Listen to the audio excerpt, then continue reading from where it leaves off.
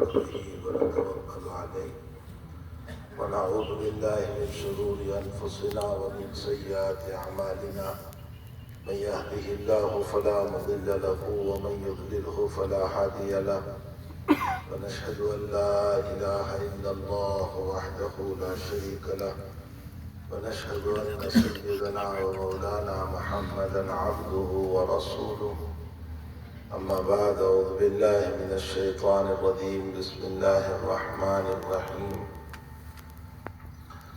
يا أيها الذين آمنوا استعينوا بالصبر والصلاة إن الله مع الصابرين ولا تقولوا لمن يقتل في سبيل الله أموات بل أحياء ولكن لا تشعرون ولنبلونكم بشيء من الخوف والجوع ونقص من الأموال والأنفس والثمرات وبشر الصابرين الذين إذا أصابتهم مصيبة قالوا إنا لله وإنا إليه راجعون أولئك عليهم صلوات من ربهم ورحمة وأولئك هم المهتدون صدق الله العظيم وقال النبي صلى الله تعالى عليه وسلم من أحيا سنتي عند فساد أمتي فله أجر 100 شهيد أو كما قال صلى الله عليه وسلم رواه الترمذي. بزرگان محترم، معزز بھائیو، دوستو، عزیزو، السلام علیکم ورحمۃ اللہ وبرکاتہ۔ پہلی بات تو یہ ہے کہ یہ پروگرام اصلاً تھا نہیں، اصل تو کسی اور جگہ آنا تھا، لیکن بیچ میں یہ ہمارے مولانا جاوید سلمہ نے یہ سلطان وغیرہ کی دعوت اور اصرار پر بیچ میں اس کو بھی بنا لیا، اور وقت تھا اور وقت میں گنجائش تھی، تو بہرحال محبتوں کی بنیاد پر میں حاضر ہو گیا۔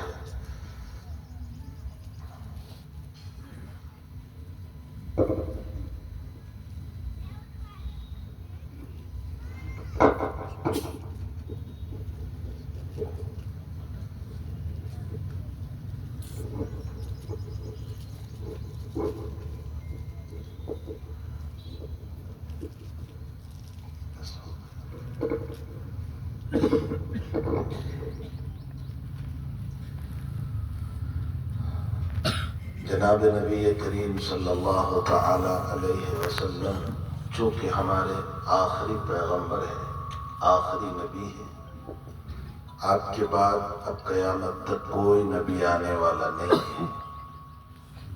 اللہ تعالیٰ نے آپ کی نبوت کا اور ختم نبوت کا بھی اعلان کر دیا، اس لیے تمام نبیوں کی نبوت پر ایمان لانا ہے، آپ کی نبوت کے ساتھ ختم نبوت پر بھی ایمان لانا ہے۔ اگلے انبیاء کرام کی ختم نبوت کا مسئلہ نہیں، لیکن نبی کریم صلی اللہ علیہ وسلم کی ختم نبوت کا بھی مسئلہ ہے کہ آپ خاتم النبیین ہیں اور آپ کے بعد کوئی نبی نہیں۔ آپ زمینی اعتبار سے بھی آخری نبی ہیں اور زمانے کے اعتبار سے بھی آخری نبی۔ مطلب یہ ہے کہ قیامت تک کا جو زمانہ ہے وہاں تک آپ ہی کی نبوت چلے گی۔ یہ نہیں ہے کہ 1000 سال کے بعد آپ کی نبوت ختم ہو گئی، یا 1200 سال کے بعد آپ کی نبوت ختم ہو جائے، یا 1500 سال کے بعد آپ کی نبوت ختم ہو جائے، یہ مسئلہ نہیں۔ قیامت کا سور پھونکا جائے گا اور اس دنیا کو ختم کیا جائے گا، وہاں تک آپ ہی کی نبوت۔ اور زمینی اعتبار سے کا مطلب یہ ہے کہ دنیا کا جو کونا آخری ہوگا، چاہے وہ فیضی کہہ لو یا اور کوئی ملک کہہ لو، جو دنیا کا آخری کونا ہے، اگر وہاں بھی کوئی مومن ہوتا ہے تو اس کو محمد الرسول اللہ ہی پر ایمان لانا ہے۔ تو زمانے کے اعتبار سے بھی آپ خاتم النبیین ہیں اور زمین کے اعتبار سے بھی آپ خاتم النبیین ہیں۔ اور حضرت عیسیٰ علیہ السلام جو تشریف لائیں گے، اور عیسیٰ علیہ السلام کا آنا تواتر کے ساتھ ثابت ہے۔ تواتر کا مطلب یہ ہوتا ہے کہ اتنی روایتیں ہیں کہ ان روایتوں کو کوئی جھوٹی روایت نہیں کہہ سکتا۔ اتنی کثرت سے روایت نبی کریم صلی اللہ علیہ وسلم نے بیان فرمائی ہے، اور اتنی روایتوں میں اس کا ذکر آیا ہے کہ یہ متواتر روایت ہے۔ عیسیٰ علیہ السلام تشریف لائیں گے اور آپ کو زندہ اٹھا لیا گیا ہے، یہ ہمارا ایمان ہے۔ اس کے بھی خلاف نہیں ہو سکتا کہ آپ کو زندہ اٹھا لیا گیا ہے اور قرب قیامت میں آپ کا نزول ہوگا، آپ اس دنیا میں تشریف لائیں گے۔ حضرت عیسیٰ علیہ السلام کا انتخاب کچھ مصلحتوں کی بنیاد پر ہوا ہے۔ ویسے تو اور بھی بہت سارے انبیاء ہیں، حق تعالیٰ چاہتا تو ان میں سے کسی کو اٹھا لیتا اور پھر ان کو بھیجتا، یا یہ بھی ہو سکتا تھا کہ اللہ قادر مطلق تھا، کسی نبی کو زندہ کر کے بھیجتا، لیکن ایسا نہیں کیا۔ عیسیٰ علیہ السلام ہی کا انتخاب فرمایا۔ اس کی بہت ساری وجوہات ہیں۔ پہلی وجہ تو یہ ہے کہ حضور پاک صلی اللہ علیہ وسلم سے سب سے زیادہ قریب بلا واسطہ نبوت، یعنی بیچ میں کوئی نبی نہیں، وہ عیسیٰ علیہ السلام ہے۔ حضرت عیسیٰ علیہ السلام اور جناب نبی کریم صلی اللہ علیہ وسلم کے بیچ میں کوئی نبی بھی نہیں آئے، اور آپ کا بیچ میں جو فاصلہ ہے وہ 600 سال کا فاصلہ۔ ایک قول کے مطابق حضرت سلمان فارسی رضی اللہ تعالیٰ، اگرچہ یہ قول ضعیف ہے لیکن ایک قول کے مطابق سلمان فارسی رضی اللہ تعالیٰ عنہ نے اتنی طویل عمر پائی کہ عیسیٰ علیہ السلام کو بھی دیکھا اور محمد رسول اللہ کو بھی دیکھا۔ اس کا مطلب یہ نکلا کہ 600 سال سے زیادہ کی عمر آپ کی ہو گئی۔ اگرچہ یہ قول ضعیف ہے، راجح قول پر 150 سال 120 سال کا قول ہے جو سلمان فارسی رضی اللہ تعالیٰ عنہ کی عمر تھی۔ بہرحال حضرت عیسیٰ علیہ السلام ایک تو حضور پاک صلی اللہ علیہ وسلم سے بالکل قریب ہے۔ نبوت میں یہ مناسبت ہے کہ اللہ کے نبی علیہ السلام میں بھی جمال کا غلبہ ہے اور عیسیٰ میں بھی جمال کا غلبہ ہے۔ اسی لیے حضرت عیسیٰ علیہ السلام نے ایک مرتبہ ایک انسان کو کہا، بخاری شریف میں ہے، کہ تو نے چوری کی۔ اس نے کہا اللہ کی قسم میں نے نہیں کی۔ جب اللہ کا نام آ گیا تو آپ نے فرمایا تو سچا ہے، میں جھوٹا ہوں۔ یہاں محدثین تعبیر کرتے ہیں، خیر یہ حدیث کا درس نہیں ہے، مجھے تو ایک عمومی بات کرنا ہے۔ یہاں محدثین تعبیر کرتے ہیں کہ ہو سکتا ہے عیسیٰ علیہ السلام نے یہ سوچ لیا ہو کہ شاید مجھ سے دیکھنے میں غلطی ہو گئی، یا یہ کہ یہ مالک ہوگا اور میں نے اس کو چور کہہ دیا۔ تو آپ میں جمال ہی جمال ہے۔ تو ایک تو نبی علیہ السلام میں جمال، آپ میں بھی جمال کا غلبہ ہے، اس مناسبت سے آپ کا انتخاب۔ لیکن ہمارے بعض اکابر نے بڑی عجیب و غریب ایک تعبیر پیش فرمائی، جس کو حکیم الاسلام حضرت قاری طیب صاحب نور اللہ مرقدہ نے بھی اپنے ملفوظات میں کسی جگہ ذکر کی۔ فرماتے ہیں کہ اصل میں عیسیٰ علیہ السلام کی ولادت کا جو مسئلہ ہے، وہ ولادت کے مسئلے میں والد تو تھے نہیں۔ مریم رضی اللہ تعالی عنہا کے پاس جبریل آئے، اور جبریل نے آ کر آپ کے گریبان پر یہاں پھونک ماری۔ صاحب جلالین میں لکھا ہے کہ آپ کے اس جیب پر پھونک ماری، اس کو جیب کہا جاتا ہے۔ اور یہاں پھونک مارنے کے بعد اسی وقت حاملہ ہو گئی، اور اسی وقت جو ہے حضرت عیسیٰ کا علوق ہو گیا، بچہ بن گیا۔ 9 مہینے کی مہلت کا مسئلہ نہیں تھا اس میں۔ اگر 9 مہینے جو مسلسل تسلسل چلتا تو اس میں تو بہت کچھ مسائل ہو سکتے تھے۔ ادھر پھونک ماری، ادھر حمل ٹھہرا، اسی وقت بچے کی ولادت کا مسئلہ بھی ہو گیا۔ چونکہ یہ حق تعالیٰ کی طرف سے ایک عجیب و غریب شکل پر بیٹا دینا تھا۔ اسی لیے قرآن میں ہے کہ مریم رضی اللہ تعالیٰ عنہ اصلاً تو کمرے میں گئی تھی، روم میں گئی تھی کپڑے بدلنے کے لیے یا غسل کے لیے یا کسی اور ضرورت کے لیے گئی تھی، اور وہاں جبریل پہنچے اور خلوت میں آپ کو پھونک ماری اور اسی میں حمل ٹھہرا آپ کو، اور اسی وقت حاملہ ہوئی اور پورا بچہ کامل ہو گیا اور ولادت کا مسئلہ بھی آ گیا۔ تو حق تعالیٰ نے جبریل کو کہا کہ ان سے کہو کہ فکر نہ کر، تیری حفاظت ہم کریں گے۔ ایک بات تو یہ فرمائی۔ دوسرا یہ ہے کہ اب ایسے موقع پر میں کہاں جاؤں؟ تو فرمایا کہ ایک کھجور کا درخت ہے، اس سے ٹیک لگا کر کے بیٹھ جا، چونکہ ولادت کے موقع پر پیچھے سہارے کی ضرورت ہوتی ہے، تو کھجور کے درخت کا ٹیک لگا لیا۔ اور تیسرا، ولادت کے موقع پر گرم چیز کی ضرورت ہوتی ہے اور کھجور سے زیادہ گرم چیز کوئی نہیں، تو اللہ نے فرمایا کہ یہ جو کھجور کا درخت ہے جس کے ساتھ تو سہارا لے کر بیٹھی ہے، یہ کھجور کا درخت جو ہے اگرچہ سوکھ گیا ہے، کھجوریں نہیں ہے، لیکن وَهُزِّي إِلَيْكِ بِجِذْعِ النَّخْلَةِ تُسَاقِطْ عَلَيْكِ رُطَبًا جَنِيًّا۔ یہ اللہ کی قدرت ہے، میں صرف لڑکا تجھے نہیں دے رہا ہوں بلکہ سوکھی ہوئی کھجور سے تازہ کھجور بھی گرا رہا ہوں۔ وَهُزِّي إِلَيْكِ بِجِذْعِ النَّخْلَةِ تُسَاقِطْ عَلَيْكِ رُطَبًا، رطب بولتے ہیں تازہ کھجور، تو تازہ کھجور میں تیرے لیے گراؤں گا۔ بس یہی ہوا، درخت کو ہلایا۔ یہاں بہت بڑی کرامت ظاہر ہوئی مریم کی، اور وہ کرامت یہ ہے کہ درخت کبھی ہلتا نہیں ہے، اور وہ بھی کھجور کا درخت اتنا موٹا ہو اور انسان ہلا دے، وہ بھی عورت ذات، ولادت ہوئی ہے، ابھی بچہ پیدا ہوا ہے، انتہائی کمزوری ہے، اور اس حال میں اس سے یہ معلوم ہوتا ہے کہ کرامت ہو یا ولایت ہو اب یا معجزہ ہو، دے گا تو اللہ ہی، لیکن اس کے پیچھے صاحب شریعت یا صاحب کرامت کا کوئی نہ کوئی عمل کا بھی دخل ہوگا۔ پہلے صاحب شریعت یعنی نبی کے عمل کا دخل ہوگا، پھر معجزہ ظاہر ہوگا۔ مثلا حضرت جابر رضی اللہ تعالیٰ عنہ کا جو مسئلہ ہوا کہ غزوہ خندق کے اندر، بات سے بات ذہن میں آ گئی تو عرض کر دوں، حضرت جابر رضی اللہ تعالیٰ عنہ کے وہاں غزوہ خندق کے اندر حضرت جابر نے دیکھا کہ نبی علیہ السلام نے بھوک کی وجہ سے پیٹ پر پتھر باندھا، پیٹ پر پتھر باندھا ہے۔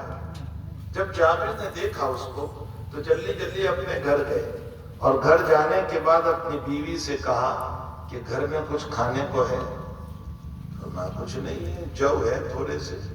فرمایا اس کو پیس لو اور روٹی بناؤ، آٹا بنا لو، اور بکری کا بچہ چھوٹا سا ہے اس کو ذبح کر لے، اسی کو پکا لو، میں نے حضرت کے پیٹ پر پتھر دیکھا ہے بھوک کی وجہ سے۔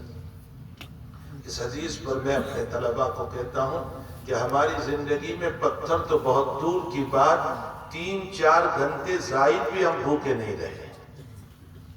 ہر وقت اللہ کھانا دیتا رہتا ہے، ہر وقت اللہ کھانا دیتا رہتا ہے۔ نہ کبھی کپڑوں سے محروم کیا، نہ کھانے سے محروم کیا، نہ پینے سے محروم کیا، کسی چیز سے محروم نہیں کیا۔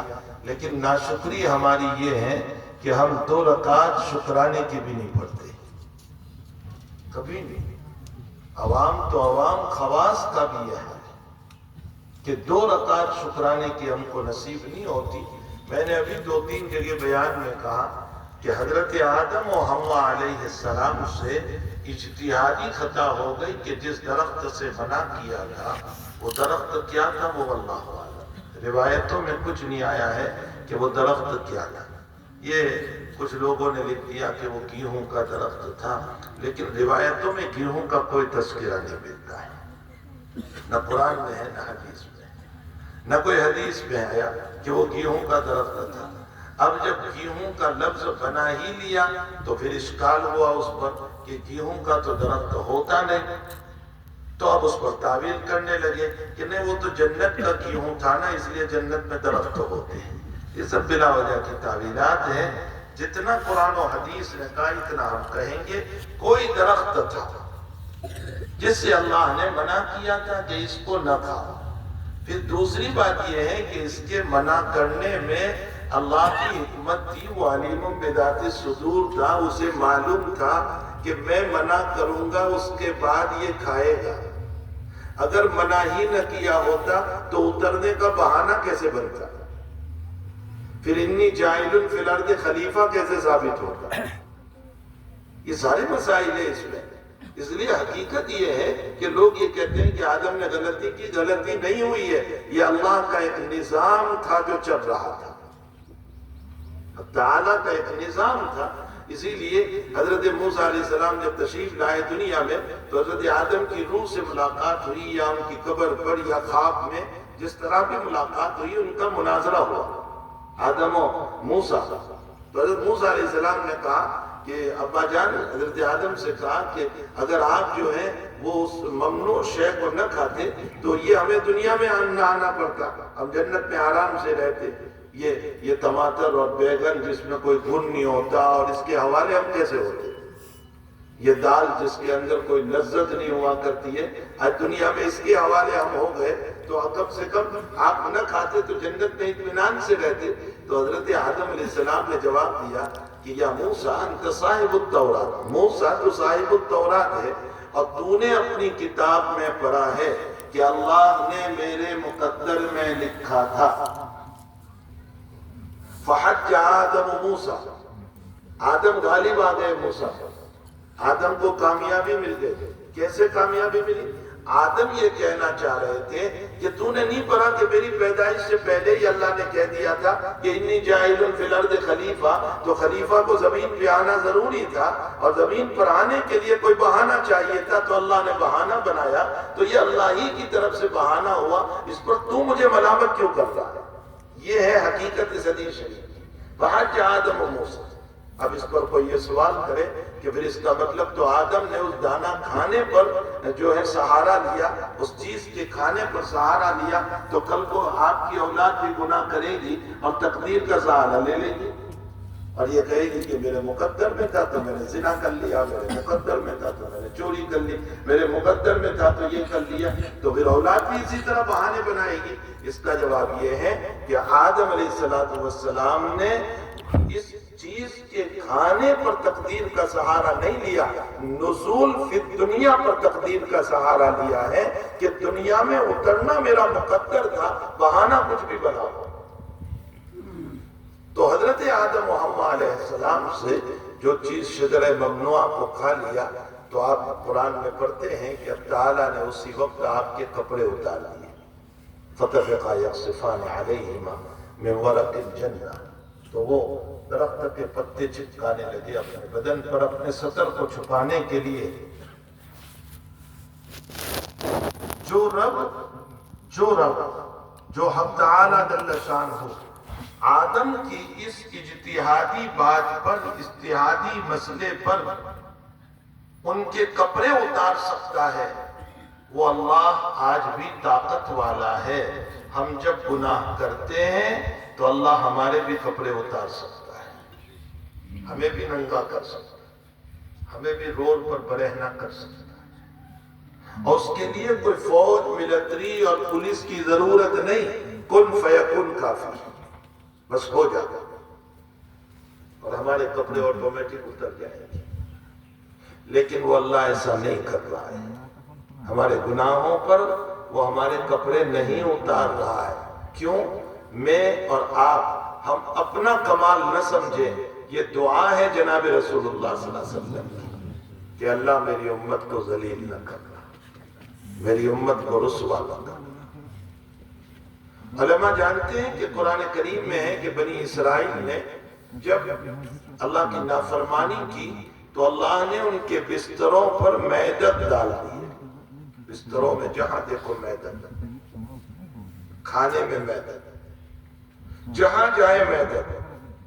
خون ڈال دیا، کیڑے ڈال دیے، وَقَفَا دیا وَدَّمَ آیات مفصلات. یہ بطور عذاب کے ڈالا تھا. وہ اللہ آج بھی کمزور نہیں ہوا، وہ اللہ ضعیف نہیں ہوا، وہ اللہ برا نہیں ہو گیا، اس کو قوت ہے کہ ہم جب عشاء کی نماز چھوڑ کر سو جاتے ہیں تو اللہ ہمارے بستروں پر بھی سانپ اور بچھو ڈال سکتا ہے نا قدرت اس اللہ کو، قدرت ہے اس کو، لیکن وہ ہمارے بستروں پر سانپ اور بچھو تو کیا ڈالتا، ہمیں سکون کی نیند دے رہا ہے۔ عشاء کی نماز چھوڑ کر سو گئے، پھر بھی سکون سے سو رہے، ذلیل نہیں کیا اسے، تکلیف نہیں پہنچائی اسے۔ اتنا نہیں، ہم نے فجر کی نماز چھوڑی تو اس نے روزی کا دروازہ بند نہیں کیا، بلکہ اوپر سے اٹھتے ہی ہمیں روٹی کھلاتا ہے، کھلاتا ہے یا نہیں؟ آپ اپنا کمال نہ سمجھے، یہ دعائیں ہیں جناب رسول اللہ صلی اللہ علیہ وسلم کی کہ میری امت کو ذلیل نہ کر، رسوا نہ کر۔ تو بہرحال میرے بھائیو، حضرت آدم علیہ السلام کے باپ میں جب اللہ کا یہ حکم ہوا تو ہمارے باپ میں بھی ہو سکتا ہے۔ خیر میں تو یہ کہہ رہا تھا کہ نبی کریم صلی اللہ تعالی علیہ وسلم کی اس امت میں عیسیٰ علیہ السلام جو تشریف لائیں گے، اس کی ایک وجہ حکیم الاسلام قاری طیب صاحب نور اللہ مرکزہ نے ملفوظات میں لکھی ہے کہ اصل میں حضرت عیسیٰ علیہ السلام کی ولادت کے موقع پر، ان کی پیدائش کے موقع پر، اس پر مجھے بات یاد آ گئی تھی کہ چاہے معجزہ ہو یا کرامت ہو، اس میں بندے کے کوئی نہ کوئی ابتدائی عمل ہوتا ہے، پھر معجزے کا ظہور ہوتا ہے۔ حضرت جابر نے اپنی بیوی سے کہا کہ گھر میں ہے، فرمایا کچھ نہیں، بکری کا بچہ ذبح کیا اور جو پیس لیے، اور فرمایا میں نبی کو جا کر اطلاع کرتا ہوں۔ گئے اور بخاری شریف میں چپکے سے کہا کہ حضرت آپ اور 2-3 آدمی چلیے، تھوڑا سا کھانا ہے، تو آئے میں تھوڑا سا کھانا ہے، چلے۔ تو حضرت نے کیا کیا؟ حضرت نے اعلان کر دیا کہ جابر نے دعوت کی ہے، سب چلو۔ اب سب چلو میں کتنے تھے؟ فی قولن 80 تھے، فی قولن 150 تھے، فی قولن 400 تھے، سب چلو۔ تو حضرت جابر آگے آگے دوڑے، اپنی بیوی سے جا کر کہا ثقلت کا امک، تیری ماں تجھ کو کھوئے، نبی تو سب کو لے کر آ رہے۔ تو بیوی نے کہا آپ نے کہہ دیا تھا یا نہیں کہ تھوڑا سا ہے؟ فرمایا ہاں میں نے کہہ دیا تھا۔ فرمایا لا حرج، ایمان تو دیکھو بیوی کا۔ فرمایا آپ نبی جانے اور لوگ جانے، ہمیں فکر کی ضرورت نہیں، بس وہ اللہ کا نبی ہے۔ لے کر کے آ گئے سب کو۔ اب حضرت فرماتے ہیں دیکھو عمل شروع میں، پھر معجزہ بعد میں ظاہر ہوگا۔ عمل شروع میں کیا ہوا؟ حضرت نے فرمایا تم آٹا گون کر کے روٹی تنور میں ڈالو، لیکن نکالوں گا میں، عمل ہے، نکالوں گا میں، اور ترکاری کا برتن تم نہ کھولو، میرے پاس رکھ دو، میں نکال کر دیتا رہوں گا۔ اور حضرت روٹی پر ترکاری ڈالتے تھے اور صحابہ کو دیتے تھے، یہاں تک کہ جتنے صحابہ تھے، 200 تھے، 300 تھے، 400 تھے، سب نے کھا لیا ایک چھوٹا سا بکری کا بچہ اور اتنے سے جو، اور سارے لوگوں نے کھا لیا، اور جتنا کھانا تھا ویسا، اور جتنا آتا تھا وہ سب وہاں کا وہاں بچ گیا۔ حضرت نے فرمایا تم بھی کھاؤ، اپنے اڑوس پڑوس کو بھی کھلاؤ۔ یہ معجزہ تھا رسول اللہ صلی اللہ علیہ وسلم۔ لیکن ابتداءً عمل اپنا، جہاں دیکھو حدیث میں پانی نہیں مل رہا ہے، حضرت نے فرمایا پیالے میں پانی لاؤ۔ دیکھو یہ عمل ظاہراً ہوا، پیالے میں پانی لایا گیا، اس کے بعد ہاتھ رکھا اور پانی ابلنے لگا۔ یہ نہیں کہ بالکل پانی نہیں تھا اور پانی ابلنے لگا۔ تو ابتداءً کوئی نہ کوئی صاحب معجزہ یا صاحب کرامت کا کوئی عمل ہوتا ہے، اس کے بعد معجزہ اور کرامت کا ظہور ہوتا ہے۔ تو حضرت مریم کو یوں کہا وَهُزِّ إِلَيْكِ بِجِذْعِ النَّخْلِ، اس کو ہلا، یہ عمل تجھے کرنا ہے۔ باقی اس سے آگے رطب کھجور کو گرانا اور پیدا کر دینا یہ اللہ کا کام ہوگا، یہ کرامت تھی حضرت مریم کی۔ بہرحال حضرت جبریل آئے اور آنے کے بعد آپ کو پھونک ماری تو اس وقت انسانی شکل میں آئے تھے۔ اب وہ کون سا انسان تھا جس کی شکل میں آئے تھے؟ قرآن یہ کہتا ہے کہ فَتَمَثَّلَ لَهَا بَشَرًا سَوِيًّا۔ بشرن سویہ کا ترجمہ ہوتا ہے ایک کامل انسان کی شکل میں آئے تھے۔ سویہ کامل، مکمل، اور دنیا میں کامل و مکمل انسان جناب نبی کریم صلی اللہ علیہ وسلم ہے۔ معلوم یہ ہوتا ہے کہ حضرت جبریل اس وقت نبی اکرم صلی اللہ علیہ وسلم کی شکل میں تشریف لائے تھے۔ اگر یہ تحقیق، اصلاً یہ تحقیق شیخ عبدالغنی نابلسی رحمۃ اللہ علیہ کی جو حکیم الاسلام نے نقل کی، یہ تحقیق اگر لے لی جائے تو اس وقت چونکہ جبریل حضور پاک صلی اللہ علیہ وسلم کی شکل میں تشریف لائے تھے، اس اعتبار سے حضرت عیسیٰ علیہ السلام یہ حضور پاک صلی اللہ علیہ وسلم کے روحانی بیٹے ہو گئے، حقیقی بیٹے نہیں، روحانی بیٹے، چونکہ آپ کی شکل میں جبریل آئے تھے۔ اور جب روحانی بیٹے ہوئے تو باپ کی ملکیت پر کوئی ہاتھ ڈالتا ہے تو بیٹا ہی کھڑا ہوتا ہے۔ معلوم ہوتا ہے کہ اس امت پر دجال جب اور یاجوج ماجوج جب ہاتھ ڈالے گا اور اس امت کو تباہ کرے گا تو آپ کا روحانی بیٹا کھڑا ہوگا جس کو عیسیٰ کہا جاتا ہے۔ تو حضرت عیسیٰ علیہ السلام کا انتخاب اس لیے کیا گیا کہ آپ کے روحانی بیٹے ہیں۔ اسی لیے سعید ابن المسیب رحمت اللہ علیہ کا قول صاحب مشکات نے نقل فرمایا کہ حضرت عیسیٰ علیہ السلام کا جب انتقال ہوا، یہ کوئی حدیث نہیں ہے، یاد رکھنا، یہ تابعی کا قول ہے کہ جب آپ کا انتقال ہوگا تو جناب نبی کریم صلی اللہ علیہ وسلم کے پڑوس میں دفن کیا جائے گا۔ تو شیخ عبدالغنی نابلسی اس قول پر یوں فرماتے ہیں کہ بیٹا جب کمال کا کام کرتا ہے تو باپ اپنی آغوش میں لے لیتا ہے۔ یہ حضرت کے پڑوس میں دفن ہونا یہ گویا کہ اللہ کے نبی حضرت عیسیٰ کو اپنی گود میں لے لیں گے۔ یہ شیخ عبدالغنی نابلسی نے تحقیق لکھی ہے۔ خیر میں نے سطح سے اوپر کی بات کر دی۔ میں تو یہ کہہ رہا تھا کہ عیسیٰ علیہ السلام کا جو انتخاب ہوا اس کی بنیادی وجوہات کیا ہے؟ تو جناب نبی کریم صلی اللہ علیہ وسلم آخری نبی ہے، حضرت عیسیٰ علیہ السلام تشریف لائیں گے، لیکن وہ بحیثیت نبوت لے کر نہیں بلکہ آپ کے امتی بن کر تشریف لائیں گے، لیکن ان کی نبوت باقی رہے گی۔ البتہ وہ حضور پاک صلی اللہ علیہ وسلم کے امتی بن کر کے تشریف لائیں گے، اور ان سے پہلے حضرت مہدی علیہ السلام کا، مہدی رضی اللہ تعالیٰ عنہ کا ظہور ہوگا، وہ پیدا ہوگا، عیسیٰ کا نزول ہوگا، مہدی پیدا ہوں گے، اور ان کی پیدائش بہت ساری جو روایتوں میں آیا ہے، جو بتایا گیا ہے، اور پھر اس کے بعد ان کا ظہور جو ہوگا وہ مکہ المکرمہ میں ہوگا۔ مکہ المکرمہ میں اولیاء کرام اور اس زمانے کے قطب اور ابدال اور غوث جو ہوں گے وہ ان کو پہچانیں گے اور ان سے بیعت کریں گے، اور حضور پاک صلی اللہ علیہ وسلم فرماتے ہیں وہ میرے نام پر ہوں گے، یعنی ان کا نام محمد ہوگا، اور ان کے والد کا نام میرے والد کے نام پر ہوگا، یعنی عبداللہ ہوگا، تو محمد بن عبداللہ، اور فرمایا وہ میرے سلسلے سے ہوں گے، یعنی سید ہوں گے۔ یہ ساری باتیں بطور پیشین گوئی اسی لیے حضور نے بیان کیے تاکہ قیامت تک میں جھوٹے مہدی پیدا ہوں گے اور یہ جھوٹے دعوے جو کرتے رہیں گے ان کی تردید ہو جائے کہ ان کا نام تو محمد ہے، کہاں تمہارا نام محمد؟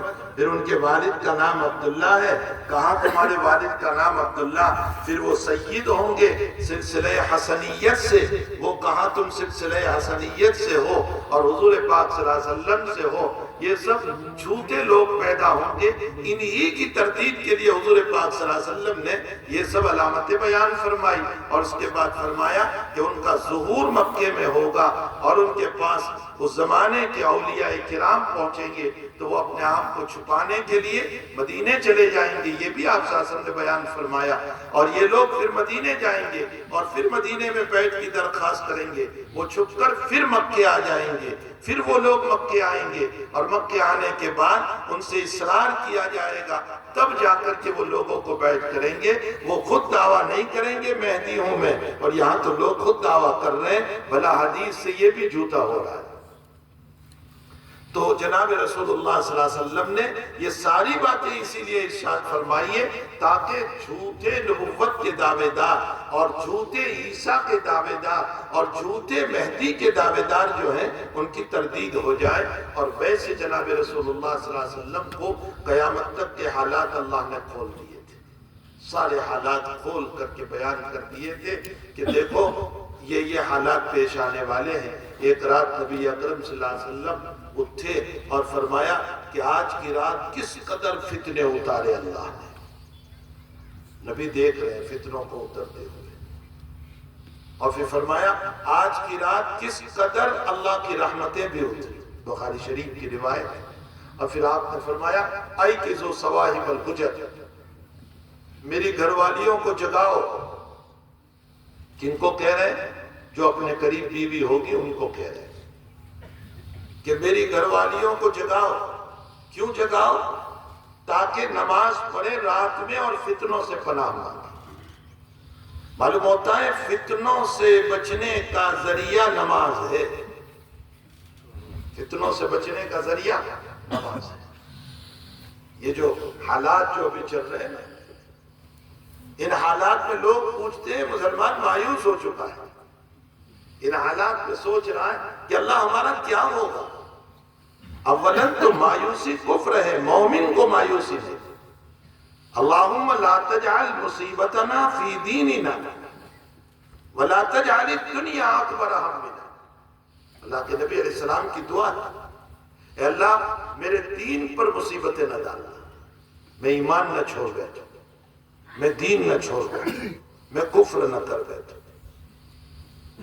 میں کہیں بے ایمان نہ ہو جاؤں، میں نمازیں نہ چھوڑ بیٹھوں. لا تجعل مصیبتنا فی دیننا. نبی نے یہ دعائیں کیوں مانگی ہے؟ بیان کرنے کے لیے کہ میں بیان کروں اسٹیج پر اور آپ واہ واہ کر لو، اس لیے بیان فرمایا؟ نہیں، اس لیے بیان کیا ہے کہ ہم ان دعاؤں کا اہتمام کریں. نبی نے ہمیں تعلیم دی ہے اگر تم مانگو گے اللہ سے یہ دعائیں، اللہ تمہارے دین کی مصیبتوں سے حفاظت فرمائے گا. وَلَا تَجْعَلِ الدُّنْيَا أَكْبَرَ هَمِّنَا. اللہ میرا دنیا کا غم سب سے بڑا غم نہ بنانا. سب سے بڑے غم کا مطلب کیا ہوتا ہے؟ وَلَا تَجْعَلِ، ذرا سا کوئی مسئلہ ہو گیا بس اتنا پریشان اتنا پریشان اتنا پریشان کہ راتوں کی نیند حرام ہو گئی. اس کا مطلب یہ نکلا کہ دنیا بڑا غم بن گیا ہمارے. یہ نہ ٹھیک ہے. دنیا کی بنیاد پر کاروبار نہیں چلا، کھیتی نہیں ہوئی، گھر میں کوئی بیمار ہو گیا، تکلیف ہوتی ہے، لیکن ایسی تکلیف کہ جس تکلیف کے اندر ہم اپنے اللہ کو بھول جائیں. وَلَا تَجْعَلِ الدُّنْيَا أَكْبَرَ هَمِّنَا. اپنی دنیا کو سب سے بڑا غم نہ بنانا. تو میرے بھائیوں، مصائب اور پریشانیوں میں، حالات میں رجوع اللہ. نمازوں کے پابند. ایک مرتبہ تیز ہوا چلی مدینہ شریف میں، بہت تیز ہوا. حضرت نبی علیہ السلام سیدھے مسجد کی طرف دوڑے اور اتنے تیز دوڑے کہ آپ کی لنگی اور تہبند مبارک تخنوں سے نیچے چلی گئی. انسان جب تیز چلتا ہے نا تو لنگی اور پجامہ نیچے اتر جاتا ہے. حضرت اتنے تیز دوڑے. اب محدثین کی نظریں تو محدثین کی نظریں ہیں. فرمایا اگر تہبند اور لنگی اجلت میں چلنے کی وجہ سے تخنوں سے نیچے چلی جائے تو وعید میں داخل نہیں ہے. یہ جو وعید ہے نا کہ تخنوں سے نیچے نہ پہنو، اپنی پینٹ کو، اپنے پجامے کو، اپنے تہبند کو، اپنے جبوں کو تخنوں سے نیچے نہ پہنو. ورنہ روایت میں ہے کہ اگر تکبر کی وجہ سے ہے تو گناہ کبیرہ ہے. اور ابو داؤد شریف میں تو روایت ہے کہ بنی اسرائیل میں ایک آدمی نے تخنوں سے نیچے پہنا تھا. تکبر کی وجہ سے اللہ نے زمین کو پھاڑا اور اس میں اتار دیا. جیسے قارون کو زمین میں اتارا، اس کو بھی اتار دیا. اور جیسے قارون قیامت تک زمین میں دھستا رہے گا، یہ تخنوں سے نیچے پہننے والا اللہ اس کو بھی قیامت تک زمین میں دھساتے رہے گا. یہ اس لیے حضور پاک صلی اللہ علیہ وسلم نے بیان فرمایا ہے تاکہ امت اس طرح کے عمل سے اپنے آپ کو بچائے کہ اپنے پجامے کو، اپنی لنگی کو، اپنے تہبند کو، اپنے جبے کو، اپنی پینٹ کو تخنوں سے نیچے نہ پہنے. سنت کے مطابق اپنی زندگی گزارو. یہ آج کل جو ہمارے بچوں کا فیشن چلا ہے کہ جو بال کاٹتے ہیں تو چاروں طرف چھوڑ دیتے، کاٹ لیتے، بیچ میں چھوڑ دیتے ہیں، یہ قضا ہے۔ اللہ کے نبی علیہ السلام نے اس سے منع فرمایا، اس طرح کے بال نہ کاٹے جائیں۔ بعض لوگ اور طرح کے سب فیشنیبل بات کاٹتے ہیں۔ میں نے ابھی ایک جگہ کہا کہ یہ جن ایکٹروں کی تم نقل کر رہے ہو یا جس کرکٹر کی تم نقل کر رہے ہو، یاد رکھو اللہ نہ کرے قیامت کے دن اگر جہنم کا فیصلہ ہوا تو کیا ان میں سے کوئی ہمارا ہاتھ پکڑے گا؟ کوئی ایکٹر، کوئی کرکٹر ہمارا ہاتھ پکڑے گا؟ وہ تو خود اپنے نفسا نفسی کے عالم میں ہوگا، ہمارا ہاتھ وہ کیا پکڑے گا؟ ہمارا ہاتھ وہ پکڑیں گے جو جناب رسول اللہ صلی اللہ علیہ وسلم ہمارے نبی ہیں، ہمارے پیغمبر ہیں، ہماری سفارش کے لیے دوڑیں گے، وہ نبی علیہ السلام ہیں، وہ ہمارا ہاتھ پکڑیں گے۔ تو جو بچانے والے ہیں ان کی اتباع کی جائے، جو ہمارا ہاتھ نہیں پکڑیں گے ان کی اتباع کیوں کریں ہم؟ اللہ کے حبیب پاک صلی اللہ علیہ وسلم کی اپنے لباس میں، اپنے کلچر میں، اپنی زندگی میں، اپنی بات چیت میں، اپنے انداز میں، اپنے اخلاق میں، اپنے معاف کرنے میں، درگزر کرنے میں، نمازوں کے پڑھنے میں، اپنی بیوی کے ساتھ زندگی گزارنے میں، اپنے بچوں کی تربیت میں حضور پاک صلی اللہ علیہ وسلم کا طریقہ اپنایا جائے، نہیں کہ غیروں کا طریقہ اپنایا جائے۔ میں نے ابھی 2-3 جگہ بیان میں وہ حدیث شریف نقل کی کہ امی جان حضرت عائشہ رضی اللہ تعالیٰ عنہ نبی علیہ السلام سے پوچھ رہی ہے کہ اللہ کے حبیب پاک صلی اللہ علیہ وسلم قیامت کے دن اتنے بڑے مجمع میں آپ کو کہاں تلاش کروں؟ یہاں ہمارے اجتماعات میں 2-3 ہزار کا مجمع ہوتا ہے تو ہمیں آدمی نہیں ملتا، تو یہ تو اربوں خربوں انسان ہوں گے، ہم آپ کو کہاں تلاش کریں گے یا رسول اللہ صلی اللہ علیہ وسلم؟ تو حضرت نے 3 جگہ بتائی، 3 جگہ بتائی حضرت عائشہ کو فرمایا کہ یا تو میں پل صراط کے قریب کھڑا ہو کر جب میری امت گزر رہی ہوگی تو میں دعا کر رہا ہوں گا اللہم سلم سلم، اے اللہ ان کو صحیح سلامت گزار دے، ان کو صحیح سلامت گزار دے، یہ گرنے نہ پائے، اللہ یہ گرنے نہ پائے، اللہ یہ گرنے نہ پائے، ان کو صحیح سلامت گزار دے۔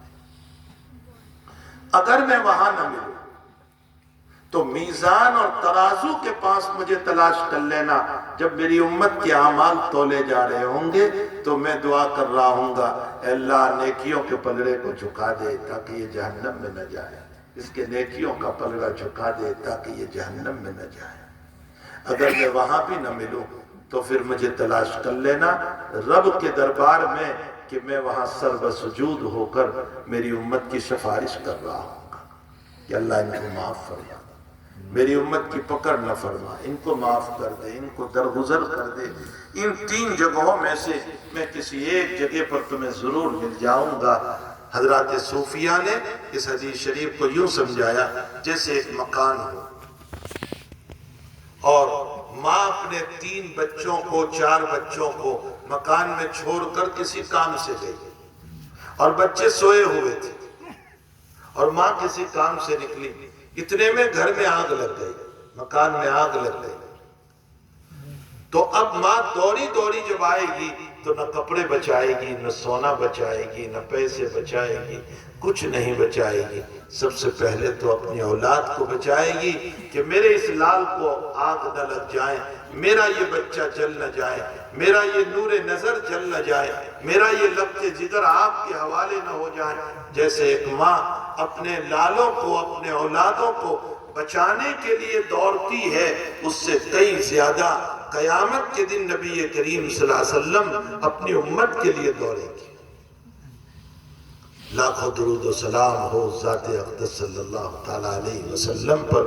ہمارے حضرت جی یوسف صاحب رحمۃ اللہ علیہ فرمایا کرتے تھے کہ تم نے نبی کی محبت ہی نہیں دیکھی، اگر نبی کی محبت کو تم سمجھ لو تو شاید ساری دنیا کی محبتوں کو بھول جاؤ گے۔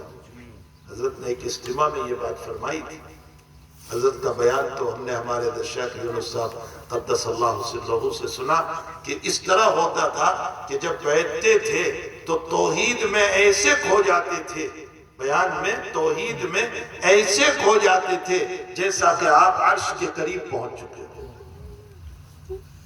شاملی میں اجتماع تھا اور اس کا جو نظارہ ہم نے اپنے شیخ سے سنا، حضرت شیخ یونس صاحب سے، فرمایا کہ اس اسٹیج پر حضرت شیخ ماں زکریا صاحب رحمۃ اللہ علیہ بھی تھے اور حضرت ماں یوسف صاحب کئی سفر سے تشریف لائے اور سیدھے اسٹیج پر آئے اور بات شروع کی اور کہا کہ کوئی ایک کپ مجھے چائے پلا دے۔ چائے آئی اور حضرت کو چائے دی تو یوں ہاتھ میں کپ پکڑا ہوا ہے اور توحید پر گفتگو کرتے جا رہے، آدھا گھنٹہ ہو گیا اور چائے پر توجہ نہیں۔ حضرت شیخ نے وہاں سے کہا یوسف چائے پی لے۔ داماد بھی تھے، شاگرد بھی تھے، فرمایا یوسف چائے پی لے۔ تو ایک دم جھٹکا لگا اور پھر آپ نے چائے پی۔ ایسے شیخ نے ہم کو سنایا تھا، ایسا لگتا تھا کہ عرش سے فرش پر آئے۔ اس انداز سے توحیدی مضمون کو بیان فرماتے تھے۔ تو حضرت نے فرمایا، حضرت مولانا یوسف صاحب رحمۃ اللہ علیہ نے، کہ اگر اس کے نبوی اور اللہ کے حبیب کی محبت کا تمہیں پتہ چل جائے تو ساری دنیا کی محبتیں تم بھول جاؤ گے۔ ذات اقدس تو ذات اقدس۔ اس امت کے لیے آپ نے جو کیا ہے، آپ خود اپنی مثال دیتے ہوئے فرماتے ہیں میری مثال اس آدمی کی طرح ہے جس نے آگ جلائی اور پٹنگے اور کیڑے جو ہیں وہ اڑتے اڑتے اس آگ میں جا رہے ہیں۔ وہ یہ سمجھتے ہیں کہ یہ روشنی ہے اور روشنی میں ہمیں کچھ ملے گا، حالانکہ وہ جلنے والے ہیں۔ فرمایا شیطان نے اور خواہشات نے آگ جلا رکھی ہے خواہشات کی، اور اس کے اندر یہ میرا امتی دوڑ رہا ہے اور میں ان کی کمر پکڑ کے بچا رہا ہوں کہ جس کے پیچھے تم دوڑ رہے ہو وہ روشنی نہیں ہے، وہ ظلمت اور جہنم کا اندھیرا ہے۔ ایک روایت میں آپ نے فرمایا مثال دیتے ہوئے کہ کسی انسان نے مادبہ تیار کیا۔ مادبہ کا معنی دعوت، مطلقاً کسی بھی دعوت کو، عربی کے اندر تو ہر دعوت کے علیحدہ نام ہے، نکاح ہو تو علیحدہ نام ہے، اور جو ہے بچہ پیدا ہو تو علیحدہ نام ہے، اور سفر سے آئیں اور دعوت کرائیں تو اس کا علیحدہ نام ہے۔ قریباً 11 نام ہیں ہر دعوت کے الگ الگ۔ ہمارے وہاں ایک ہی نام ہوتا ہے، عربی میں ہر دعوت کے علیحدہ نام ہے۔ اسی لیے نکاح کے موقع پر ولیمہ کہا جاتا ہے، بچے کے موقع پر عقیقہ کہا جاتا ہے، اور سفر سے آؤ، لمبے سفر سے اور دعوت کراؤ۔ نبی علیہ السلام کا معمول تھا کہ لمبے سفر سے آتے تھے تو جو ماحضر ہوتا تھا دعوت کراتے تھے۔ اس کو نقیہ کہا جاتا ہے۔ نقیہ کا معنی صاف کرنا، یعنی سفر کے غبار کو صاف کرنا، تو اس کو نقیہ کہا جاتا ہے۔ تو ہر دعوت کا الگ نام ہے، اور مطلقاً جو دعوت ہوتی تھی اس کو مادبہ کہا جاتا ہے۔ تو حضرت فرماتے ہیں اپنی مثال دیتے ہوئے کہ ایک آدمی نے مادبہ تیار کیا، ایک دعوت تیار کی، کھانا تیار کیا، اس کے بعد لوگوں سے کہا آؤ میری اس دعوت پر، اس دسترخوان پر آ جاؤ۔ فرمایا جو آئے اور میرے مادبہ کو قبول کیا، میری دعوت کو، وہ میرے ساتھ جنت میں آئے گا، اور جس نے میری دعوت کو قبول نہیں کیا وہ جہنم میں جائے گا۔ حضرت مثالوں کے ذریعے سے امت کو سمجھاتے تھے۔ تو آپ کے احسانات جو ہے نا امت کے اوپر بڑے عجیب و غریب ہے۔ ایک مرتبہ حدیث قدسی میں ہے کہ تعالیٰ نے جنت اور جہنم کو بنایا، اور بنانے کے بعد یہ فرمایا کہ جبریل جاؤ جہنم کو دیکھ لو۔ تو پہلے جہنم کو دیکھا تو فرمایا رب کریم ایسی بھیانک جہنم ہے کہ کوئی جانے کو پسند نہیں کرے گا۔ کچھ دیر کے بعد پھر بھیجا کہ جاؤ اب دیکھو۔ تو اب حق تعالیٰ نے کیا کیا تھا، خواہشات کا پردہ، جیسے یہ پردے لگے ہیں نا، خواہشات کے پردے یوں لگا دیے جنت۔ جبریل نے کہا کہ حضرت حق جل مجدہ سے کہا کہ اللہ جل شانہ سے کہ یہ تو سبھی خواہشات میں جا کر کے سیدھے جہنم میں چلے جائیں گے، اس لیے کہ خواہشات پر عمل کریں گے تو پیچھے جہنم۔ کہا جاؤ جنت کو دیکھو۔ جنت کو دیکھا تو فرمایا حضرت جل مجدہ سے فرمایا کہ باری تعالیٰ کوئی جنت کو نہیں چھوڑے گا، سب جنت میں چلے جائیں گے۔ فرمایا اب جا کر کے دیکھو تو اللہ تعالیٰ نے مکروہات، ناپسندیدہ عمل، جس کو انسان جو ہے اپنے لیے باعث تکلیف سمجھتا ہے کہ فجر میں کون اٹھے، ظہر میں کون جائے، عصر کو کون پڑھے، مغرب کو کون پڑھے، عشاء میں نیند آ رہی ہے، اپنا کاروبار ہے، اس لیے جس کو تم ناپسند کرتے ہو ان اعمال سے جنت کو گھیر لیا۔ فرمایا رب کریم ایسا لگتا ہے کہ کوئی جنت میں نہیں جائے گا، سب اعمال کو ناپسند کرے۔ علامہ ابن قیم رحمت اللہ علیہ، اب اس دنیا میں ابن قیم تو آپ کیا سمجھو گی کہ ابن قیم کون ہے؟ علامہ ابن قیم رحمت اللہ علیہ نے اس حدیث شریف پر ایک سوال قائم کیا کہ جہنم کی بھڑکتی ہوئی آگ ہے اور کیا سارے بندے جہنم میں چلے جائیں گے؟ کیا ان کو جہنم نظر نہیں آتا؟ چاہے خواہشات کا پردہ ہے لیکن جہنم تو بھڑک رہی ہے، کیا اس کی آگ، اس کے شعلے اور اس کے دھوئیں نظر نہیں آتا؟ ابن قیم نے بڑا پیارا ایک مثال دے کر کے جواب دیا کہ شکاری جب جال ڈالتا ہے نا کبوتر کو پکڑنے کے لیے تو کبوتر کو دانے نظر آتے ہیں، جال نظر نہیں آتی، حالانکہ جال بھی کھلی ہوئی ہے۔ تو جس طرح پر خواہشات کی وجہ سے کبوتر کو دانا نظر آتا ہے، جال نظر نہیں آتی، اسی طرح خواہشات کی بنیاد پر ہم کو جو ہے خواہشات اور ہوس نظر آتی ہے، ہمیں جہنم نظر نہیں آئے گی اور ہم گناہوں میں مبتلا ہوتے چلے جائیں گے، جس کا نتیجہ جہنم ہوگا۔ تو حق تعالیٰ جل شانہ قرآن کریم میں فرماتے ہیں اپنے مصائب، اپنے پریشانیاں، اپنے حالات، اس میں کیا کرو؟ نماز پڑھو، نماز کا اہتمام۔ تیز ہوا چل رہی، حضرت سیدھے مسجد میں اتنے زوروں سے دوڑے کہ آپ کی لنگی مبارک نیچے چلی گئی، اوپر سے تھوڑی ٹخنوں سے نیچے۔ جب 2 رکعت نماز پڑھی اور دعا کی اور اس کے بعد آئے تو امی جان حضرت عائشہ نے فرمایا حضرت یہ تو بارش کی آنے کا جو ہے اطلاع دے رہی ہے، ٹھنڈی ٹھنڈی ہوا چل رہی ہے، بارش آئے گی، حضرت اس پر بھی آپ نماز پڑھ رہے ہیں؟ تو حضرت نے فرمایا عائشہ جہاں ہواؤں کے ذریعے سے بارش برستی ہے وہاں اللہ ہواؤں کے ذریعے سے آگ اور پتھر بھی برساتا ہے، کہیں ایسا نہ ہو کہ اس ہوا کے اندر اللہ تعالیٰ عذاب کا آگ اور پتھر نہ برسا دے۔ اس کے لیے میں اللہ کے پاس گیا اور اللہ سے جا کر کے میں نے معافی مانگی۔ بس نبی کا معمول یہ تھا، کوئی بھی مصیبت چھوٹی ہو یا بڑی فوراً دوڑتے تھے اللہ کی طرف، نماز اور نماز کی طرف 2 رکعت پڑھ کر کے اللہ سے مانگتے تھے یا ایھا الذین آمنوا استعینوا بالصبر والصلاۃ الصلاۃ قرۃ عینی، نماز میری آنکھوں کی ٹھنڈک۔ مفتی شفیع صاحب رحمت اللہ علیہ نے لکھا ہے کہ یہ جو معراج میں نماز ملی اس کی ایک حکمت یہ بھی ہے، حکمت ہے کہ جب نبی علیہ السلام اللہ سے بالکل قریب ہو گئے فَقَانَ قَابَ قَوْسَيْنِ أَوْ أَدْنَىٰ، بہت قریب ہو گئے، بہت قریب ہو گئے، 2 کمانوں کے بیچ کا فاصلہ رہا، فَقَانَ قَابَ قَوْسَيْنِ أَوْ أَدْنَىٰ۔ تو آپ کو خیال آیا اس وقت کہ اللہ جو مقام تو نے مجھ کو عطا فرمایا، اتنی تیری قربت کا، میری امت کو یہ مقام کب ملے گا؟ میری امت تجھ سے کب قریب ہوگی؟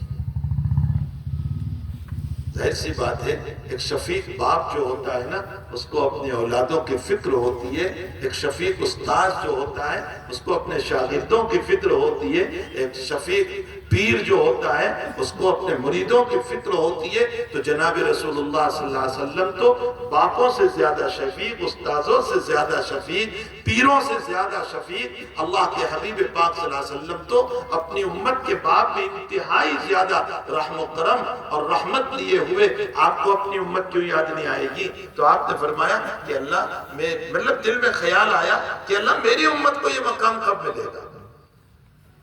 تعالیٰ جل شانہ و من والہ نے نماز عطا فرمائی، یہ حکمت ہے کہ نماز عطا فرمائی اور یہ کہا کہ میرے محبوب جب تیری امت نماز پڑھے گی تو سجدے میں تیری امت مجھ سے اتنی ہی قریب ہو جائے گی جتنا کہ تو قریب ہے۔ یعنی معراج میں اللہ تعالیٰ سے جتنی قربت نصیب ہوئی، یہ امت جب نماز پڑھے گی تو ہم سجدوں میں اللہ سے اتنے قریب ہو جاتے ہیں۔ اسی لیے بخاری شریف میں ان العبد یتقرب الی اللہ تعالی بالسجود، بندہ جو ہے سجدے میں اللہ سے بالکل قریب ہو جاتا ہے۔ اسی لیے مصلی کے سامنے سے گزرنے سے منع کیا۔ کیوں منع کیا؟ اس لیے کہ مصلی اور اس کے رب کے بیچ میں ہم قطع کرنے کا ذریعہ بن رہے ہیں۔ اور اسی لیے اتنا بڑا گناہ بیان کیا، اتنا بڑا گناہ بیان کیا کہ فرمایا اگر کسی کو مصلی کے سامنے سے گزرنے کے گناہ کا پتہ چل جائے تو وہ 40 سال وہاں کھڑا رہنا پسند کرے گا لیکن گزرے گا نہیں۔ ہمارا حال یہ ہے کہ ہمیں پرواہ نہیں ہے،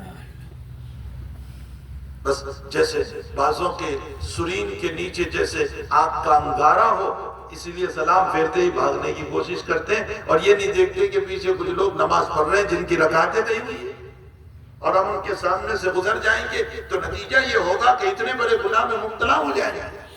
ادھر نماز کا ثواب کیا ملا کہ ادھر بہت بڑا گناہ سر پر لے لیا۔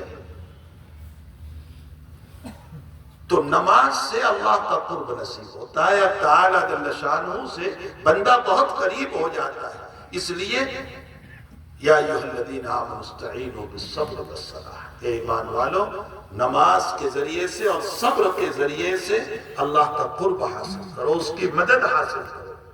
اور آگے فرمایا استعینوا بالصبر والصلاۃ، پھر فرمایا وَلَنَبْلُوَنَّكُمْ بِشَيْءٍ مِّنَ الْخَوْفِ، ہم تم کو آزمائیں گے۔ کبھی تو خوف ویسے ہی ہوتا ہے، یہ خوف کیوں ہوتا ہے؟ جب اللہ کا خوف دلوں سے نکلتا ہے تو مخلوق کا خوف آتا ہے، ویسے ہی خوف ہے، ویسے ہی ڈر رہے ہیں۔ رات میں 2 بجے آپ کھل گئے، بے چین بیٹھے ہوئے، بیوی کہہ رہی کیا ہوا؟ بس کچھ نہیں، بے چینی ہے۔ میں کس کی بے چینی ہے؟ کیا ہو گیا؟ یہ اسی چل رہا ہے، پنکھا چل رہا ہے، اور آپ کہہ رہے ہیں بے چینی؟ بس مجھے بے چینی ہے، نیند نہیں آ رہی ہے مجھے۔ کس بات کی ہے؟ کیا خوف ہے تم کو؟ کس بات کی بے چینی ہے؟ حقیقت یہ ہے کہ نماز کا چین چھوٹا تو اللہ نے دنیا کی بے چینی ڈال دی۔ جب نمازوں کا چین چلا جاتا ہے نا، اسی لیے قرآن کریم میں تعالیٰ جل شانہ نے فرمایا کہ یاد رکھو تمہارے قلوب کو جو اطمینان ملتا ہے نا، الا بذکر اللہ تطمئن القلوب، تمہارے دلوں کا اطمینان اللہ کی یادوں میں، اللہ کی یادوں کے بغیر نہیں مل سکتا۔ جب کوئی کہتا ہے کہ نماز پر اتنا ثواب، اتنا ثواب، اتنا ثواب، تو لوگ کہتے ہیں مجھ صاحب کچھ کیش بھی بیان کرو، فوراً ہمیں ملے یہاں، چونکہ آج تو کیش کی دنیا ہے، نقد ملنا چاہیے، کچھ کیش ہونا چاہیے۔ تو اللہ تعالیٰ نے اس کا بھی جواب دے دیا، الا بذکر اللہ تطمئن القلوب، اے لوگو اگر تم میرا ذکر کرو گے میں دلوں کا اطمینان نصیب کروں گا۔ اس سے بڑھ کر دولت کیا ہو سکتی؟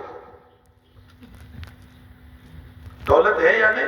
انسان کے پاس لاکھوں روپے ہو، کروڑوں روپے ہو، شاندار مکان ہو، بڑی بڑی گاڑیاں ہو اور حشم اور ختم ہو، سب کچھ ہو، لیکن زندگی میں سکون نہ ہو تو کیا کرے؟ آپ بتائیے، سکون کتنی بڑی دولت ہے، پیسوں سے بڑھ کر دولت ہے، مکان سے بڑھ کر دولت ہے، گاڑیوں سے بڑھ کر دولت ہے، کھیتیوں سے بڑھ کر دولت ہے۔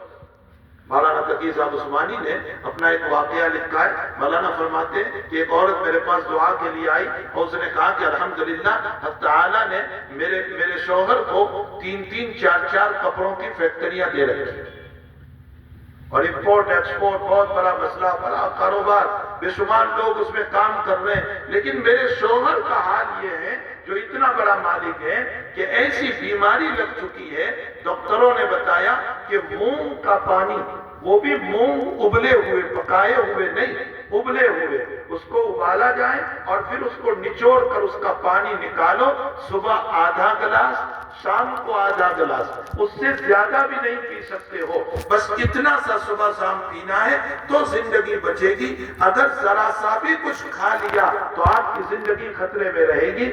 میرا شوہر 3 سال سے ابلے ہوئے مونگ کا پانی پی رہا ہے، حضرت دعا فرمائیے کہ بیماری دور ہو کر کھانے کا نظام ہو جائے۔ حضرت فرما رہے ہیں کہ کیا یہ فیکٹریاں، یہ کمپنیاں، یہ امپورٹ ایکسپورٹ اور یہ سارے مسائل کیا اس کو سکون پہنچا سکتے ہیں؟ سکون تو اللہ دیتا ہے، سکون ویدوں سے نہیں، سکون اللہ دینے والا تعالیٰ جل شانہ جس کو چاہتا ہے سکون، اور سکون کس سے ملتا ہے؟ سکون ملتا ہے اللہ کی یادوں سے۔ अला बिज़िक्रिल्लाहि तत्मइन्नुल क़ुलूब। ऐ लोगो, अल्लाह की यादों में अल्लाह तुम्हें सुकून अता फरमाएगा। तो ताला जल्ल शानु व मन वालहू की नमाजें पढ़ना चाहिए। अल्लाह फरमाते हैं मैं तुम्हें आजमाऊंगा, वलनब्लुवन्नकुम बिशैइन मिनल खौफ, खौफ के जरिए से, खौफ का माहौल है ना, खौफ से आजमाऊंगा कि तुम इस खौफ के अंदर ईमान का सौदा करते हो या ईमान कर रहते हो। बहुत से लोग ईमान का सौदा करके जा रहे हैं, कह रहे हैं भाई इस खौफ के अंदर हमारा कारोबार तो बाकी रहे, चलो छोड़ो ईमान को, हम तो इसी में दाखिल हो जाते हैं। आए दिन रिद्दत के मसाइल नहीं हो रहे, इसी बुनियाद पर तो छोड़ कर जा रहे हैं। वलनब्लुवन्नकुम बिशैइन मिनल खौफ वल जूअ, भूख से आजमाऊंगा। कभी हालात ऐसे आएंगे कि भूखे रहेंगे। वल जूअ, नहीं देखते दुनिया में हालात क्या हो रहे हैं, बेचारे पत्ते खा रहे हैं, घास खा रहे हैं। भूख से आजमाऊंगा। वलनब्लुवन्नकुम बिशैइन मिनल खौफि वल जूअ व नक्सिम मिनल अम्वालि वल अनफुसि वस समरात। मैं माल को कम करूंगा, कभी कारोबार डाउन कर दूंगा, कभी खेतियों में कुछ नहीं पकेगा, कभी बारिश नहीं होगी। हालात इस तरह के पैदा कर दूंगा, इसलिए कि सारे हालात पैदा करने वाला अल्लाह ही है। वस समरात, समरात का एक तर्जुमा औलाद है और एक तर्जुमा फल है कि तुम्हारे अंगूर के बागात बेकार हो जाएंगे, तुम्हारे अनार के बागात में कीड़े पड़ जाएंगे। या औलाद मुराद है कि औलाद की मौत हो जाएगी। मैं तुम्हें आजमाऊंगा कि तुम ईमान पर बाकी रहते हो या सब्र करते हो और अल्लाह के इस फैसले पर राजी हो। वबश्शिरिस साबिरीन, बशारत सुनाओ सब्र करने वालों को। सब्र का मतलब क्या होता है? सब्र का मतलब हालात में अल्लाह को याद करना। सब्र का मतलब ये नहीं है कि सिर्फ मुसीबतें बर्दाश्त करो, ये मतलब नहीं है। अगर सिर्फ मुसीबतों का बर्दाश्त करना इसी को सब्र कहते तो चोर भी मुसीबत बर्दाश्त कर रहा है, उसकी भी बिताई हो रही है। मारते हैं या नहीं उसको भी जेल खाने में पिटाई हो रही है, मारा जा रहा है, वो भी सब्र कर रहा है। तो आप जाकर के उसको कहोगे कि इन्ना लिल्लाहि व इन्ना इलैहि राजिऊन पढ़ो। ये सब्र नहीं है। हालात के आने पर रुजू इल्लल्लाह। मसाइल, कारोबार, तिजारत, मौत, कुछ भी हुआ, लेकिन हम अपनी नमाज न छोड़े, हम अपना दीन न छोड़े। अब्दुल्लाह इब्न मुबारक रहमतुल्लाह अलैह के बाप में आता है कि वालिद साहब का इंतकाल हो गया। हजरत ने अपनी मस्जिद में सलाते जनाजा पढ़ा दिया और उसके बाद कहा जाओ तुम लोग ले जाकर वालिद साहब को दफन कर दो। ये इतने सारे मेरे तलबा मुहद्दिसीन जो हदीस पढ़ने आए हैं, इनके सबक में ताखीर होगी, मैं इनका सबक शुरू कर देता हूँ। वालिद साहब की तदफीन में शरीक नहीं हुए और फरमाया ये सबक का पराना उनके लिए सदका जारिया हो जाएगा। हमारे हज़रत शेख मौलाना ज़करिया साहब रहमतुल्लाह अलैह की बेटी का इंतकाल हुआ। सुबह करीबन 4 बजे का वक्त था, तो हजरत ने तज़हीज़ और तकफीन जो कफन का मसला था वो कर लिया और उसके बाद कहा कि भाई अभी दफन न करो, एक काम करो मैं सुबह सबक पढ़ा लेता हूँ। हजरत सुबह फजर के बाद सबक पढ़ाने चले गए और 11 बजे मदरसे से कहलवा दिया कि जनाजा कब्रिस्तान लाओ, मैं नमाज पढ़ा देता हूँ, दफन कर देता हूँ। हजरत ने अपना मदरसा नहीं छोड़ा। सब्र का ये मतलब नहीं है कि हम अल्लाह को छोड़ दें। मसाइब आते हैं, दुनिया दारुल हुज़्न है, दारुल गम है। बस इसी पर मैं अपनी बात खत्म करता हूँ कि दुनिया दारुल हुज़्न है। यहाँ गुमूम रहेंगे, यहाँ हालात रहेंगे, यहाँ खुशियां भी होगी, गमी भी होगी, अच्छे हालात भी होंगे, बुरे हालात भी होंगे। फिर बाजों का हाल क्या है, बड़ा अजीब है कि इस दुनिया को दीन के साथ जोड़ते हैं। कहते हैं मौलाना इतनी तहज्जुद पढ़ रहा हूं फिर भी मेरे घर में मुसीबत, इतनी नमाजें पढ़ता हूं फिर भी मेरे घर में मुसीबत, इतने हालात, मैं इतना सदका करता हूं फिर भी मेरे घर में मुसीबत। तो हमने दीन को दुनिया के साथ जोड़ दिया। दीन और है, दुनिया और है। दुनिया दारुल हुज़्न है, यहाँ मलाल, गम, हालात, मसाइब, परेशानियां जरूर रहेंगी। ये और बात है कि अल्लाह ताला किसी मुसीबत को दूर फरमा दे किसी नमाज सदके के नतीजे में, वरना इसके साथ न जोड़ो।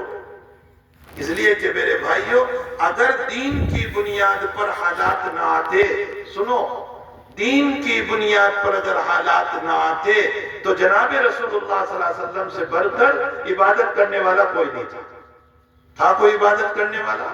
آپ کی تہجد کا عالم دیکھو، آپ کی تبلیغ کا عالم دیکھو، آپ کی تدریس کا عالم دیکھو، آپ کے ذکر کا عالم دیکھو، آپ سے بڑھ کر مبلغ کوئی نہیں، معلم کوئی نہیں، عابد کوئی نہیں، زاہد کوئی نہیں، اتنا زیادہ عبادت کرنے والا، لیکن سب سے زیادہ حالات آپ پر آئے کہ نہیں آئے حالات؟ احد میں آپ کو مارا گیا، طائف میں آپ کو مارا گیا، مکے میں چین سے جینے نہیں دیا، مسجد تک نہیں بنا سکے، چھپ چھپ کر عبادت کرنا پڑا، جماعت سے نماز نہیں پڑھ پائے، اذان نہیں دے سکے مکے میں رہتے ہوئے، سارے حالات ہیں یا نہیں؟ آپ ہی کے سامنے آپ کے صحابہ کو آگ پر سلایا گیا، آپ ہی کے سامنے سلایا گیا، آپ ہی کے سامنے پتھروں پر سلایا گیا، آپ ہی کے سامنے گرم ریت پر سلایا گیا، نبی ہی کے سامنے تو حالات ہیں۔ اگر دین کی بنیاد پر حالات نہ آتے تو محمد رسول اللہ صلی اللہ علیہ وسلم پر اور صحابہ پر نہیں آنا چاہیے، لیکن ان پر بھی آئے۔ یہ دلیل ہے کہ دین اپنی جگہ ہے، یہ اللہ کی رضا کے لیے، دنیا دار الحزن ہے، یہاں کچھ نہ کچھ حالات چلے ہیں۔ البتہ ہمیں اللہ سے مانگتے رہنا ہے، جیسے آج کی رات ہے، آج رات جو آ رہی ہے شب برات میں، اللہ سے مانگتے رہنا ہے کہ اللہ میری بری تقدیر کو اچھی تقدیر سے بدل دے، اس لیے کہ تقدیر کا لکھنے والا تو ہی، میرے برے حالات کو اچھے حالت سے بدل دے۔ ہم اللہ سے کہیں گے، اس کے سامنے روئیں گے، وہی حالات کو بدلنے والا ہے۔ فرمایا وَلَنَبْلُوَنَّكُمْ بِشَيْءٍ مِّنَ الْخَوْفِ وَالْجُوعِ وَنَقْصٍ مِّنَ الْأَمْوَالِ وَالْأَنفُسِ وَالثَّمَرَاتِ وَبَشِّرِ الصَّابِرِينَ الَّذِينَ إِذَا أَصَابَتْهُمْ مُصِیبَةٌ۔ صابرین کا حال کیا ہے؟ فرمایا جب ان کو مصیبت پہنچتی ہے تو وہ شکوہ شکایت نہیں کرتے۔ الذین اذا اصابتهم مصیبہ قالوا انا للہ وانا الیہ راجعون، تو وہ صبر کرتے ہیں، کہتے ہیں انا للہ وانا الیہ راجعون۔ شکوہ شکایت اور ہیں اور اظہار خیال اور ہے، یہ مسئلہ بھی سمجھ لیں۔ شکوہ شکایت کا مطلب میں ہی اللہ کو ملا، میرا ہی گھر اللہ کو ملا، اس کو کہا اس کو کہا اس کو کہا، دنیا بھر کے لوگوں کو کہتا پھرتا ہے، یہ ہے شکوہ شکایت۔ اور ایک یہ ہے کہ آپ کسی سے کہیں مجھے بخار ہے تھوڑا سا، یہ اظہار خیال ہے، یہ شکوہ شکایت نہیں ہے۔ حضرت ایوب علیہ السلام نے بھی اظہار خیال کیا تھا کہ اللہ مجھے جو ہے بیماری لگ گئی، انی مسنی الضر وانت ارحم الراحمین، اللہ مجھے تکلیف ہے، یہ شکوہ شکایت میں داخل نہیں۔ امام بخاری رضی اللہ تعالیٰ عنہ نے باب قائم فرمایا کہ ایسا صبر کرنا کہ جس میں اظہار خیال بھی نہ ہو، یہ مفضول درجہ ہے، اور اپنے مصائب میں اظہار خیال کرنا اور اللہ کے سامنے اس کو ظاہر کرنا، یہ اعلیٰ درجہ ہے۔ حضرت انگوئی نور اللہ مرکزہ کو فنسی نکل آئی، تو حضرت کر رہے تو مریضوں نے کہا کہ حضرت یہ کیا بات ہے؟ فرمایا تو کیا میں اس اللہ کے سامنے پہلوان بنوں؟ ظاہر سی بات ہے، مجھے اپنی تواضع بتانا ہے، اس کو اپنا جھکاؤ بتانا ہے کہ اللہ میں تیرا کمزور بندہ، مجھ سے برداشت نہیں ہو سکتا۔ یقیناً بیماری نعمت بھی ہے، لیکن عجیب و غریب حاجی صاحب رحمۃ اللہ علیہ کسی کو بیان دے رہے تھے کہ بیماری نعمت ہے اور اس پر ثواب ملتا ہے اور صبر کرنا چاہیے وغیرہ۔ ہمارے سرخیل ہے حاجی صاحب رحمۃ اللہ علیہ، سلسلہ امدادیہ جو ہمارا ہے، ہمارے پورے علاقے میں جو ہے سلسلہ امدادیہ چل رہا ہے، اور سلسلہ امدادیہ وہ ہے جو تقرب الی اللہ کے لیے سب سے اعلیٰ سلسلہ ہے، سب سے اعلیٰ۔ اس کی وجہ یہ ہے کہ سلسلہ امدادیہ میں اتباع سنت پر زور ہے، اور اتباع سنت اللہ سے قریب ہونے کا سب سے اعلیٰ طریقہ ہے، سب سے اعلیٰ طریقہ۔ اس لیے سلسلہ امدادیہ سے بڑھ کر اس وقت کوئی طریقہ اعلیٰ نہیں۔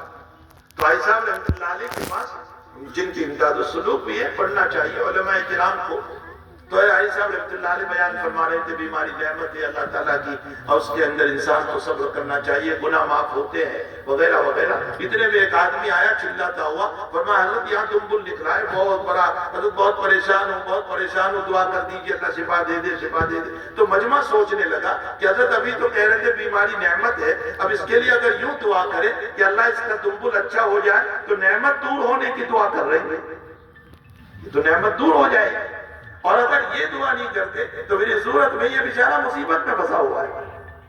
تو اب بھائی صاحب تھے، بھائی صاحب رحمۃ اللہ علیہ نے دعا فرمائی کہ اللہ بیماری تیری نعمت ہے لیکن یہ بندہ اس کا متحمل نہیں ہے، کہ اللہ اس کو ہٹا دے، یعنی نعمت یہ ثابت کر دی اور فرمایا کہ یہ بندہ اس کو برداشت نہیں کر سکتا اس نعمت کو، کہ اللہ اس نعمت کو ہٹا دے۔ تو نعمت بھی ثابت ہو گئی اور اس کے لیے دعا بھی ہو گئی۔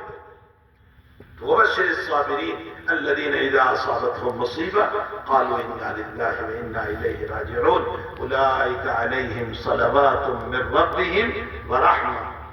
اللہ کیا کہتا ہے؟ جو صبر کریں گے نا میں ان کو دو رحمتیں عطا کروں گا، خاص رحمت صلوات، صلوات کا معنی خاص رحمت، ورحمت عام رحمت۔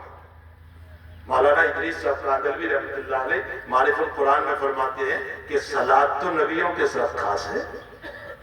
بھائی صلی اللہ کس پر بولتے ہیں ہم؟ نبی پر بولتے ہیں نا۔ ابو بکر صدیق پر بول سکتے ہیں؟ کوئی یہ کہہ سکتا ہے ابو بکر صلی اللہ؟ نہیں بول سکتا، یہ تو نبی کے ساتھ خاص ہے۔ لیکن اللہ یہاں صبر کرنے والوں پر صلاۃ بول رہا ہے، صلوات۔ تو جو نبی کے ساتھ خاص ہیں وہ عام لوگوں کو دے رہا ہے اللہ۔ مولانا ادریس صاحب فرماتے ہیں کہ نبی کی زندگی کا سب سے بڑا وصف کامل صبر تھا، سب سے بڑا وصف صبر۔ تو امت میں سے نبی کے اس وصف کو جو اپنائے گا اللہ نبی کی رحمت خاصہ کو لے کر اس صبر کرنے والے کو بھی عطا فرماتے ہیں۔ صلوات من ربهم ورحمۃ واولئک هم المہتدون۔ اور یہ تیسری چیز اللہ ہدایت کا سرٹیفکیٹ بھی اس کو دے رہا ہے اور وہ ہدایت یافتہ ہے۔ حضرت عمر نے جب اس آیت کو پڑھا تو فرمایا نعم الادلان و نعم العلاوہ، دو مشکیزیں پانی کے ہوتے ہیں یہ ادلان ہے، اور بیچ میں سامان رکھتے ہیں اونٹنی پر یہ علاوہ ہے۔ فرمایا صلوات خاصہ بھی ملی، رحمت عامہ بھی ملی، دو مشکیزیں تو اللہ نے بھر دیے اور اس کے علاوہ ہدایت کا سرٹیفکیٹ بھی دے دیا، نعم الادلان و نعم العلاوہ۔ تو میرے بھائیو موجودہ حالات میں پریشان ہونے کے بجائے اللہ سے رجوع رکھو، نمازوں کا اہتمام کرو، صلاۃ الحاجت پڑھو، روزانہ نوافل پڑھو، فرض تو پڑھنا ہی پڑھنا ہے، فرض کے علاوہ نوافل پڑھو اور صلاۃ الحاجت پڑھو، اور روزانہ اللہ کے پاس دعائیں کرو۔ وہی ذات جو آسمانوں سے فتنے اتار رہی ہے وہی ذات فتنوں سے بچانے والی ہے۔ جس ذات کے ہاتھوں میں سب کے قلوب ہیں وہ ظلم سے انصاف کی طرف بھی پھیر سکتا ہے۔ وہی اللہ ہے جو ناانصافی سے انصاف کی طرف اور ظلم سے امن کی طرف پھیر سکتا ہے۔ وہ اللہ کہہ رہا ہے انا مقلب القلوب وقلوب بنی آدم بین اصبع الرحمن، رحمان کی دو انگلیوں کے درمیان ہے، اسی لیے اس اللہ سے دعائیں کرنی چاہیے۔ ایسی متبرک راتیں جو ہمیں ملتی ہے جیسے آج کی رات ہے، یا رمضان المبارک کا مبارک مہینہ ہمارے سروں پر آ رہا ہے، اور اس میں بھی آخری عشرہ جو ہے وہ انتہائی قیمتی، انتہائی اعلیٰ، انتہائی رونے دھونے والا، جس میں نبی علیہ السلام خود اللہ کے در پر جا کر کے بیٹھ جاتے تھے، حالانکہ وہ تو معصوم تھے، مغفور تھے، ان کو کوئی ضرورت نہیں تھی، لیکن وہ بھی نبی کے در پر جا کر کے اللہ کے در پر جا کر کے بیٹھ جاتے تھے اور اللہ سے مانگتے رہتے تھے۔ ہمیں یہ بہت مبارک ایام آ رہے ہیں، اللہ سے ہر وقت دعائیں کرنی چاہیے۔ حق تعالیٰ جل شانہ و من والہ ہم تمام کو اعمال صالحہ کی توفیق عطا فرمائے، اعمال رذیلہ سے حفاظت فرمائے۔ حق تعالیٰ فتنہ فساد سے اور ایسے حالات سے جو ہمارے ایمان پر حملہ ہو، ہمارے دین پر حملہ ہو، ہماری شریعت پر، ہماری عزت پر حملہ ہو، اللہ ان تمام سے ہم سب کی حفاظت فرمائے۔ وصلی اللہ علی نبینا محمد و آلہ و صحبہ اجمعین برحمتک یا ارحم